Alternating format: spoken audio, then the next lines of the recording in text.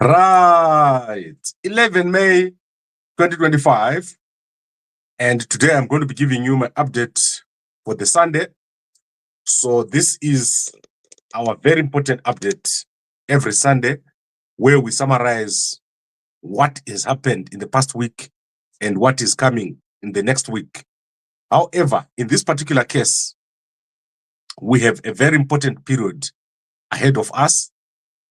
And this is particularly important because Mnangagwa has now decided to remove Chiwenga. So what is left is how he's going to do it. He's going to be thinking of different ways of doing it.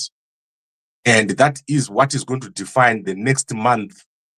That is May and June. You're going to see attempts to remove Chiwenga.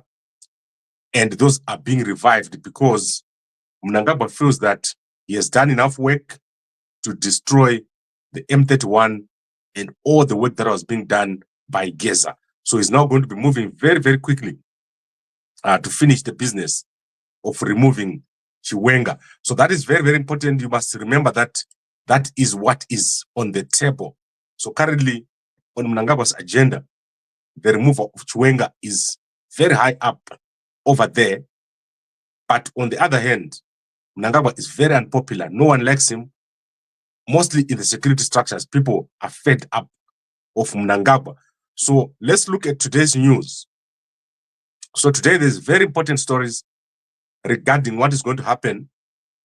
And what has happened is that Sengezo Tshabangu has written to Mnangagwa and proposed a GNU. So there is a proposal now, a formal proposal from Sengezo Tshabangu for a GNU. And this GNU will result in the movement of elections from 2028 to 2030. So it's now a formal proposal on the table. It's been confirmed by Christopher Mtsvangwa. It has also been confirmed by Nqobizitha Mlilo. That is the spokesperson for Sengezo Tshabangu. There are two Nqobizitas, so sometimes I tend to confuse them. But Nqobizitha Mlilo has confirmed that Tshabangu has made that proposal to Mnangagwa, and Christopher Mtsvangwa has confirmed that that proposal is on the table, where Sengezo and Mnangagwa will now form a government of national unity, or a GNU, and that GNU will result in the movement of elections up to, or there will be no elections in 2028, there will now be elections in 2030. So if you want to see this story in its fullness, you can go to the Standard newspaper of today. So check out the Standard newspaper of today. You will see the story there in full, where they mention that this is now something being negotiated and discussed in full. So that is the story over here. Tshabangu has written formally to Mnangagwa, has made a formal proposal, and then there will be a mixture of CC and ZANU-PF. You know, CC already has quite a bunch of seats, and Mnangagwa also has a bunch of seats. They put those together and they form a new government of national unity, with Sengezo likely to be a vice president, either replacing Chiwenga or replacing Mohadi. So from what I can see, there's no way that Chiwenga is going to allow himself to become a vice president until 2030. He's supposed to take over in 2028. And therefore, I see Chiwenga being replaced by Sengezo under this arrangement, under this proposal. The reason why we're displaying Chamisa and Dara is that yesterday, Chamisa has met with Dara at the EU in Zimbabwe event. So if you want to see what Chamisa is up to, you go to WhatsApp and you go to the Chamisa news channel. So you can see that picture here. They met over there. Dara, you can see that he's not totally healthy. Being in jail has affected him very badly. I can see when he's talking, his speech is now not so right. Like, he's no longer in the way that he used to speak when he went to the jail. This has been a big problem, and the impact on him being in jail for so long is quite big. We're going to see when he finally speaks, when he's settled, what is happening with him. But my understanding is that he's got some health issues due to being in jail for so long. Remember when Job Scala came out of jail, he had the same issues. Being in jail is very, very difficult. However, Nelson Chamisa is also rumored to be in the process of forming a political party. So remember, there's CC, and then currently Chamisa does not have a political party. Chamisa was working with a lot of people. There was speculation on what was going to happen. So remember, I showed you this picture in December. These are the people who were close to working with Nelson Chamisa and with the Professor Gift Mugano over there, and a lot of other people sitting on this table. However, Denford Ngadzore has yesterday hinted that Nelson Chamisa is in the process of forming a political party. You can go and check out this post by Denford Ngadzore over here, where he says if Chamisa forms the political party, he is going to join that political party and he's going to lose his seats in council. He doesn't mind losing his seats in council. So the permutations here are simple. We have Mnangagwa, Sengezo Tshabangu, and most likely Kembo Mohadi. They form a political party, a GNU of some sort, and they have a 2030. And then we have Chamisa on one side and General Chiwenga. That is the winning team of people that are loved. The whole country loves Chiwenga. The whole country loves General Chiwenga. There is no way that Mnangagwa can win against such a team. And you will see a bunch of young people going towards that team of General Chiwenga and Nelson Chamisa. You are seeing here the beginning of something quite big and something very, very interesting. I would love to see that happening. And Chiwenga must be prepared to lose his position inside of the Mnangagwa government, which makes no sense. The Mnangagwa government is so embarrassing. You saw what happened yesterday in Russia. Mnangagwa appeared in front of Putin. He had nothing on the table. He had no proposals. It was so embarrassing to see Mnangagwa trying to lecture Putin on what is happening in Russia. He was talking about something that Putin knows more about than himself, and he did not take anything onto the table. That was crazy and unbelievable. Mnangagwa has got no advisors, and it's terrible what happened yesterday. I cannot believe it. I cannot believe what happened. You saw what Traore did. When Traore arrived, he had something on the table. He wanted Russia to work in education, at universities, technology transfer, on the military.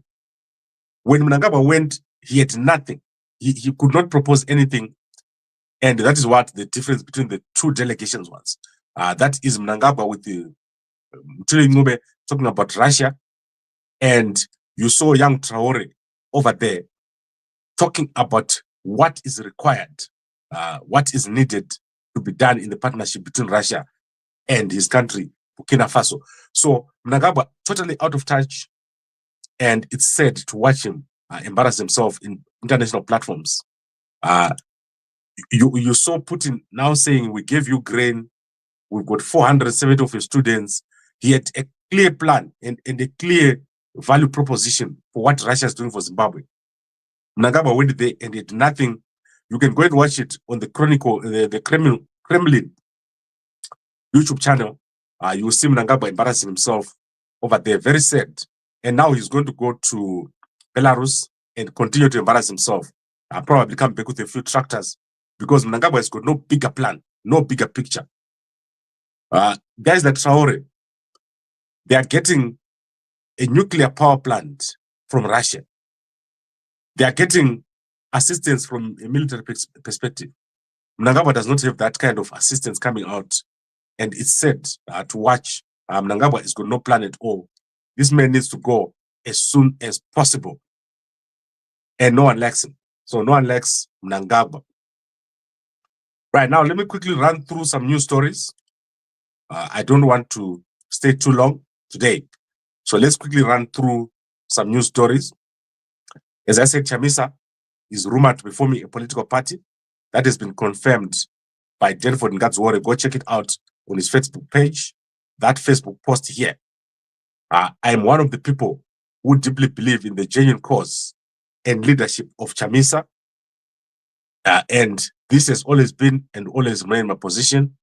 And you can go and look what it says here. If Chamisa was to launch a political party today, I'll be part of it. So let's see what happens with this political party. That is rumored to be coming up from Chamisa. Very complicated. If that happens, it's going to complicate everything totally. There'll be a pandemonium because all the political permutations will be totally disturbed. If Chamisa forms a party today, everyone else will just follow by the website. And worse, if Chiwenga was to join that formation, that would be amazing. Now, let me quickly look at other stories here. Let's see anything of interest. There's quite a lot in South Africa. And South Africa is becoming more and more populist. The political issues at play in South Africa is about populism. So let's look at what's happening with labor. So in South Africa, there is a push, a big push to remove foreigners from influential positions. So the man you're watching here is the DPSA Acting Director General, Willie Vukela. So Willie Vukela has ordered all government departments, provincial, national, and state-owned enterprises to provide statistics on the number of foreigners employed within the public sector. And this deadline was in April. Most state-owned enterprises have missed this deadline. Most government departments, provincial and national, have missed this deadline. That is because they don't know. They actually don't know how many people, how many foreigners are employed in these departments.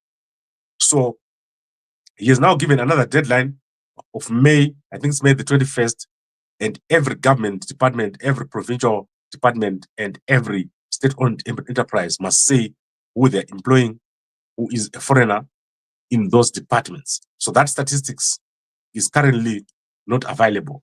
Last year, the statistics showed that about 6,000 foreigners are employed in the public service, of which about 50% are Zimbabweans and about 30% are from the Congo. So those are the two countries which have got the biggest number, mostly in education and also in health. So those are the two biggest areas. However, there are a number of high-level positions, especially in accounting and technology, where a lot of foreigners are employed. And the parliamentary portfolio on higher education has also ordered that all universities in South Africa must provide statistics of how many foreigners they employ, especially in the academic field. So all universities in South Africa, about 21 universities, are supposed to provide that statistic. And the person you're watching here is the Minister of Education, Nqobizitha Mlilo, higher education. So they're supposed to provide this information as soon as possible because there is a big number of foreigners working in these areas. The question is, why are so many foreigners working in these departments? The thing is, there is a certain educational requirement for certain positions. So you can't work in a certain position that requires a master's degree if you don't have it. You can't be a professor if you don't have a doctorate degrees in necessary experience. So young South Africans do not have those qualifications, which has resulted in government departments, especially national and provincial, having at least, I can say, more than 50% of the managerial positions being vacant. So they're not currently occupied. When you look at universities, there are similar issues. They cannot fill those positions because the people that are supposed to occupy them, who are local, don't have the necessary qualifications or they do not fulfill the requirements. That is what is causing this situation. So it cannot be addressed at a policy level. You have to address it from a capacity level. Those are two different things. There needs to be a plan in South Africa to capacitate young South Africans to occupy these positions. Otherwise, you have what is currently happening in the provincial government departments, where almost everything is not functional. Decision-making is not possible because you don't have the necessary managers. And the acting positions are so many. There are so many people in acting positions, especially in government, which is extremely crazy. You cannot believe what's happening with the government of South Africa. Almost dysfunctional because they cannot fill positions with people with the necessary skills. Otherwise, they will have to downgrade the skill requirement. And then it just becomes a wild west where you are employing people who don't have the necessary qualifications. So this is very key. Every newspaper today is carrying these stories. How do we get young South Africans to occupy these positions, which are currently being occupied by foreigners? Because there is a political demand by South Africans for foreigners to be removed from these positions and for locals to occupy them. However, the locals do not as yet have the necessary skills to operate, to go into those positions and take them up. This is industry-wide. That is why the DA has gone to court to challenge employment equity laws. This is going to have a very big impact. If these laws are scrapped, the EEA laws, then you're going to see that this won't be possible. You won't need to do all these parliamentary processes. Government will be able to employ anyone that they want without worrying about which country they're coming from. So very big story in South Africa, and it's going to be a political issue going into the next elections. Then I carried a story last week about Waterfall City. Waterfall City was fined about 10 million rands. The Waterfall City is one of the biggest what I can say developments in South Africa. It has got one of the biggest malls, Mall of Africa. It also has schools, universities, Institute of Higher Education, malls, and other things. For example, you can see that there are various complexes in here. They have not been paying their water bill since 2018, and they've connected water illegally. So this week, the city of Johannesburg has lost the court case and have been ordered to correct the water bill. And they can't take any corrective action against this mall, this Waterfall City, because when they issued the notices, they did not comply with the city bylaws. So that water bill has fallen away of 10 million, and these guys are free of all that water they didn't pay for since 2018.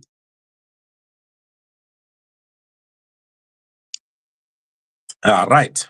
I think now what I need to do is to point you to a business story. So let me see if I can find any business story of interest here that I can cover. I've got a story that I wanted to show you. I'm just looking for one picture here. Let's see this young lady here, Teboko Malaha. She is inside of the Sunday World newspaper today. So this is very interesting. This is a board level fight. So Teboko Malaha is the CEO of the IDT, the Independent Development Trust of South Africa. She has written to President Cyril Ramaphosa complaining after the appointment of board chair Zimbini Hill. And she said that this appointment makes no sense because Zimbini left after a fight. So they had a fight with Zimbini, who left, and now they've reappointed Zimbini as the board chair. And she has written to President Ramaphosa to say, how could you make this appointment when the issues that were raised about Zimbini has not been resolved?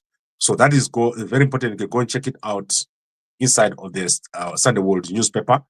Then obviously in sport, Kaizer Chiefs has beaten Orlando Pirates 2-1 in the Nedbank finals. So Nedbank Cup final in Durban. at Moses Mabhida Stadium. This was a big one yesterday. Let's quickly look at the newspapers. I want to see if the Sunday Mail is published. If it hasn't, I'll come back a bit later to show you what's in it. So they haven't published the Sunday News newspaper. Let's see if they've published. Yes, Sunday News Zimbabwe is published. Let me take you through that newspaper. So in the Sunday Mail, in the Sunday News newspaper, let's see what is there. So Sunday News says Russia-Zimbabwe relations deepen. Let me display for you. This makes no sense. I told you what happened. It was a total disaster. Mnangagwa was able to articulate himself, and Mnangagwa is making a lot of international mistakes. Then let's see if there's anything else of interest. Gold panners invade Wanezi High School. It's terrible. Gold panning is very bad. And then this one, allegations at top school. I won't mention the name. That is a female student teacher at one of Bulawayo's top high schools, Townsend High School. He has been accused of engaging in relationships with female students at the school. Miss Ndou was teaching at Hillside Teachers College during the first term. So she was on teaching practice, and she is having quite a number of relationships at the boarding hostels with kids or school kids at Townsend High School. And this is a very interesting story. You can go check it out over here. Mafana, amusi kugona basa. Murugitirwa basa. Never sikana. Murugitirwa basa. Never sikana. Because murukutadza basa. That is what is happening in Zimbabwe right now. Most girls are finding it easier to just go with other girls. And then the Embassy of India has offered free yoga classes. And if you want to become a member, you can just register over there. I don't want yoga at all from the Indian Embassy. I won't apply. So that is what we have today. Guys, these are interesting stories. Madam Boss in entertainment, she is angrily said she's quitting this event, Mother's Day event. Go check it out because my Jeremiah was over there. So go check out Mother's Day event. Madam Boss says, hey guys, point of correction. This is not my event. I was hired and got paid for it. But because of what is happening, I'm not happy to be honest. These guys are not supporting me and I won't go. So that is Madam Boss angrily quitting an event. You can go check it out. A very important Mother's Day event. And as I said, happy Mother's Day to everybody. Those who got mothers, make sure that you greet your mother, you phone them, and you make sure that you buy a present. So I think I've covered everything that I wanted to cover. Let's recap.